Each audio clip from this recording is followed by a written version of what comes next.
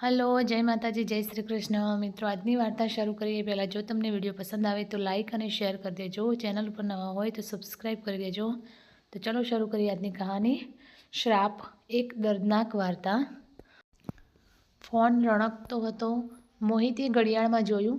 સવારના 7 વાગ્યા હતા. તેણે ફોન ઉપાડ્યો. બીજી બાજુથી અવાજ આવ્યો, હું પોલીસ સ્ટેશનથી ફોન કરું છું. ટ્રેનની અડફેટે આવીને એક મહિલાનું મૃત્યુ થયું છે. તારો નંબર તેના ફોનમાં છેલ્લા ડાયલ પર હતો, એટલે જ મેં તને ફોન કર્યો હતો. મોહિતને આપો. લોહી નથી. મેં રાત્રે મારી કાકી સાથે વાત કરી હતી. ગઈકાલે ઘરે જે કંઈ બન્યું તે મને કહેતી હતી. અવાજમાં પણ ઘણી નબળાઈ હતી, પણ તે થાકી ગયો અને બોલ્યો, આંટી, હું કાલે સાંજે ઘરે આવીશ અને વિગતવાર ચર્ચા કરીશ. પણ અત્યારે ઝડપથી પોલીસ સ્ટેશન દોડી ગયો. મૃતદેહને મોર્ચરીમાં રાખવામાં આવ્યો હતો. તેણે વીજળી વિભાગમાં કામ કરતા કાકાને બોલાવ્યા. 2 વર્ષ પહેલાં જ નિવૃત્ત થયા.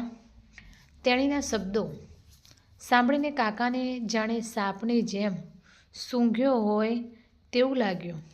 હું આવું છું. આટલું કહીને તેણે ફોન કાપી નાખ્યો. મોહિત સામેની બેન્ચ પર બેઠો. તેની આંખમાંથી આંસુ વહેવા લાગ્યા. કાકી માતાની પ્રિય બહેન હતી અને તેમનાથી 6 વર્ષ નાની હતી. મોહિત પણ આંટીના દિલની ખૂબ નજીક હતો. મોહિત વિચારોમાં ખોવાયેલો હતો. માતા કહેતી કે જ્યારે તેના જન્મ પછી તેની માસીનો જન્મ થયો ત્યારે બધાને દુઃખ થયું, કારણ કે દરેકને છોકરો જોઈતો હતો. મોહિતના જન્મ પહેલાં તે છોકરી હોવાનું સમજીને ઘણા ગર્ભપાત કરાવ્યા હતા. તે સમયે તેની જાણ થઈ હતી કે તે એક છોકરો હતો, પણ એક બાળકનો જન્મ થયો પણ તે છોકરી હતી. કોઈ સહન ન કરી શક્યું. એમાં હોબાળો થયો. ત્યાં કોઈ શુકન નહોતું, માત્ર શોક હતો. તેને ક્યારેય તેની માતા અને પિતાનો પ્રેમ મળ્યો નથી. ઉલટાનું નાની ભૂલો માટે માર મારવામાં આવતો હતો. માનું પહેલું બાળક હતું, તેથી તેને બધાના લાડ મળ્યા.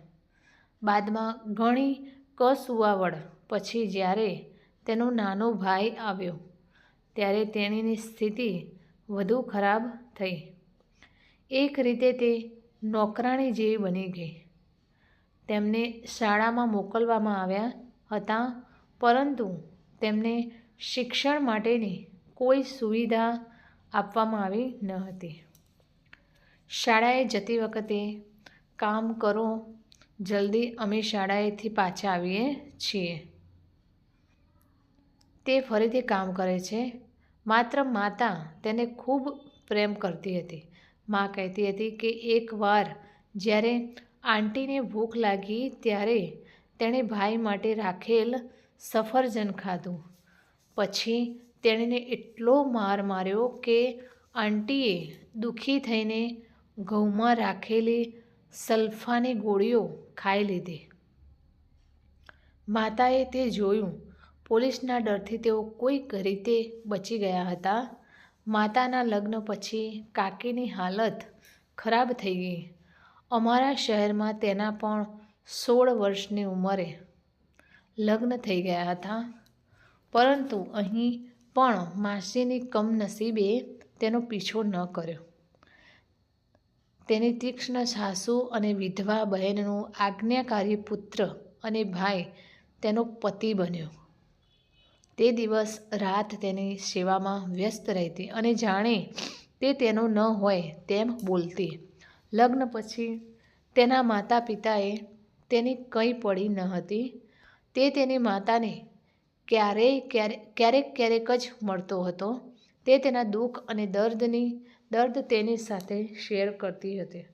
તે પણ મારી બાજુમાં બેસીને બધું સાંભળતો હતો. તેને બહુ સમજાતું નહોતું, પણ તેને આંટીના આંસુ ગમતા નહોતા. તે હાથ વડે લૂછતો અને આંટી તેને ગળે લગાડતી. આંટી તેને ખૂબ પ્રેમ કરતી. માતા જણાવે છે કે ફરી એકવાર જ્યારે માસીએ અત્યાચારથી કંટાળીને આત્મહત્યા કરવાનો વિચાર કર્યો ત્યારે તેને ખબર પડી કે તે ગર્ભવતી છે. તે દિવસથી તે ખુશ રહેવા લાગી. તેમને લાગવા માંડ્યું કે હવે તેમનું પોતાનું કોઈ આવી રહ્યું છે જે તેમને બચાવશે, તેમને સમજશે. અને પછી રોનક માત્ર 1 વર્ષ પછી તેમના ઘરે આવ્યો અને તેમની દુનિયા પ્રકાશથી ભરાઈ ગઈ. સાસુ સસરાનો કકળાટ, પતિનું કઠોળ વર્તન, નંદાના મનસ્વી કાર્યોમાં તેમને કંઈ ખરાબ લાગ્યું નહીં. હવે તે પોતાની ખુશીમાં મગ્ન હતી અને બીજી દુનિયામાં રહેવા લાગી હતી. બાળકો અભ્યાસમાં સારા નીકળ્યા. છોકરો બેંક ઓફિસર અને દીકરી એન્જિનિયર. નોકરીમાં જોડાતાની સાથે જ મારી દીકરીના લગ્ન કરાવી દીધા. તે પોતાના ઘરમાં ખુશ હતી. તેની નોકરી અને સાસરિયામાં વ્યસ્ત. કાકી પણ તેને કશું કહીને દુઃખી કરવા માગતા ન હતા. કાકીને મોટો આઘાત ત્યારે લાગ્યો જ્યારે તેની મોટી બહેન એટલે કે તેની માતાનું અચાનક અવસાન થયું.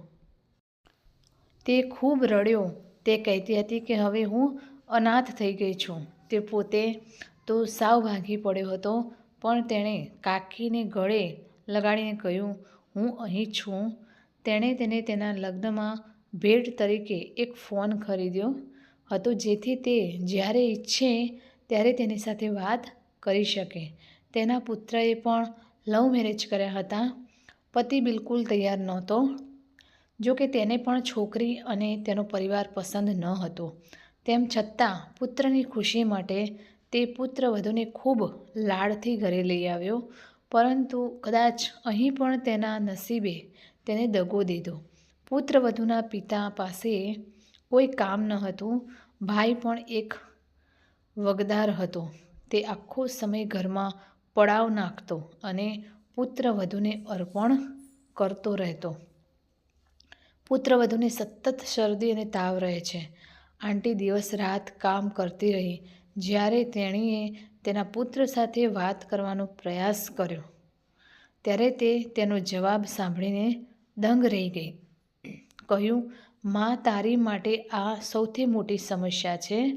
પહેલાં મારા માતા પિતા, પછી સાસુ અને હવે પુત્રવધૂ. ક્યારેક એડજસ્ટ થતાં શીખો. આ કારણે પપ્પાને પણ તમારી સામે નારાજગી છે. તને કંઈ સમજ પડતી નથી. આંટી ગૂંગળાવીને રહી ગયા. તેણે મનમાં નક્કી કરી લીધું હતું કે હવે તે કોઈને કંઈ નહીં કહે.